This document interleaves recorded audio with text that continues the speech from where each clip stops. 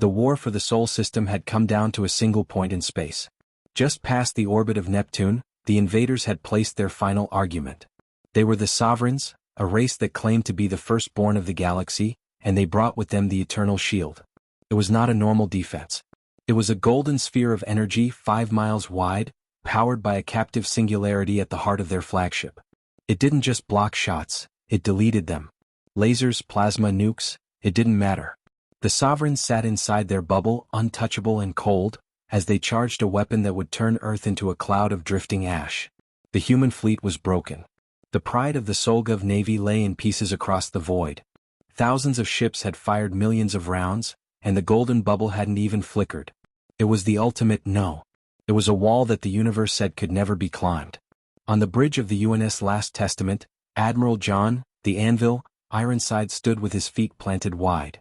He was a man who looked like he had been built out of iron and old leather. He didn't look at the tactical screens showing the death of his fleet. He looked out the reinforced viewport at the golden star that was the enemy. "Admiral, the Sovereigns are at 90% charge," his tactical officer said, his voice trembling. "When they hit 100, the beam will fire. We've tried every frequency. We've tried the railguns. We've tried the missiles. We can't get through. It's a god shield, sir." Ironside didn't move. He didn't blink. He reached into his pocket and pulled out a small, heavy iron coin, an old tradition from the mining colonies. He flipped it in the air and caught it with a sharp clack. "There's no such thing as a god shield," Ironside said, his voice a low growl that filled the quiet bridge. "There's only energy. And energy is just a fancy way of saying someone hasn't hit it hard enough yet." He turned to his crew. "We've spent this whole war talking about the gospel of momentum. We've thrown lead. We've thrown rocks. We've thrown mountains. But the Sovereigns still think they can hide behind a light bulb. It's time to give them the final verse." He slammed his hand down on the internal comms. "Engineering. This is the Admiral. I want the safety limiters on the main engines shredded. I want every ounce of fusion power we have directed to the rear thrusters. I want the inertial dampeners turned off." The bridge grew silent. To turn off the dampeners meant the crew would feel every bit of movement. At high speeds it was a death sentence. "Admiral," the helmsman whispered, "if we do that, the ship will tear itself apart." "The ship isn't a ship anymore, son," Ironside said, his eyes fixed on the golden bubble. "It's a bullet. And I'm the one pulling the trigger." The UNS Last Testament was the largest ship humanity had ever built. It was a 3-mile-long slab of reinforced steel and tungsten, designed to take hits that would vaporize a moon. It was a hammer. The engines roared to life with a violence that made the entire deck vibrate. Behind the ship, a tail of white fire stretched for miles. The Last Testament began to move. It wasn't the graceful slide of a starship. It was a desperate, angry lunge. In the golden bridge of the Sovereign flagship, the High Exalt looked at his screens. He saw the single human ship accelerating. He saw the engines glowing so hot they were melting the rear hull. "The primitives are desperate," the Exalt said, his voice a series of clicking chimes. "They are attempting a ramming maneuver. They do not understand. The eternal shield is not made of matter. It is a mathematical constant. You cannot ram a thought. You cannot crash into a law of nature." "The human ship is at Mach 100, a technician reported. "Mach 200. Mach 500. They are still accelerating. Their hull is beginning to glow from the friction of the space dust." The Exalt laughed. "Let them come. They will splash against the shield like a bug against a window. They will be turned into light, and we will drink the energy they provide." But Ironside wasn't finished. "Activate the magnetic prow," he ordered.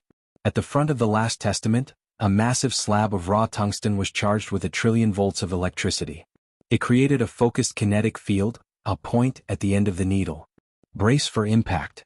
Ironside roared. The collision was the end of all things. The Last Testament hit the golden shield at a fraction of the speed of light. It was the ultimate test of the gospel. On one side, a shield of infinite energy. On the other, 3 miles of solid metal and the focused momentum of 1 billion tons moving at impossible speed. The shield didn't delete the ship. It couldn't. The momentum was too great. The mass was too high. The shield tried to absorb the force, tried to turn the ship into light, but the Last Testament was too heavy to be changed. It was a physical fact that refused to be ignored. The golden sphere buckled. It rippled. And then, with a sound that could be felt in the soul of every human in the system, it shattered. The Last Testament didn't stop. It plowed through the breaking energy like a hot knife through wax. The tungsten prow slammed directly into the Sovereign flagship. There was no explosion at first. The speed was so high that the two ships merged. Atoms of steel and atoms of alien crystal were fused together by the sheer force. The Sovereign ship, the invincible master of the galaxy, was turned inside out. Its singularity core collapsed. Its beautiful towers were crushed into dust. Inside the Last Testament, the crew was gone, vaporized by the G-forces of the impact. But they died with the knowledge that they had won. The two ships became one giant, glowing wreck, tumbling through the void. The Sovereign's world-ender beam never fired. Their fleet, seeing their godship destroyed by a simple collision, broke and fled into the dark. Weeks later, a human salvage team reached the site. They found the remains of the Last Testament fused into the heart of the enemy flagship. They found the tungsten prow, still recognizable, embedded in the Sovereign throne room. The war was over. The gospel of momentum had been finalized. The Sovereigns had taught the galaxy that energy was the ultimate power. But humanity had taught the galaxy a different lesson. We taught them that if you have enough heart and enough mass and enough speed, there is no wall you cannot break. There is no shield you cannot shatter. The Last Testament wasn't just a ship's name. It was a message to the stars. Do not mistake our simplicity for weakness, the official SolGov record states. We are the species that throws rocks. We are the species that follows the gospel. And if you build a wall to keep us out, we will simply turn ourselves into the hammer that brings it down. Humanity had proven the final truth.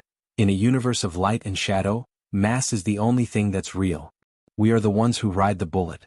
We are the ones who fulfill the testament. And as long as we have something to throw, we will never be conquered. This has been Apex Sci-Fi. The gospel is complete that if you enjoyed this final, epic victory of mass over magic, hit that like button. Comment below, what should be the theme of our next saga? Subscribe to keep the fire burning. The shield is broken. The war is won.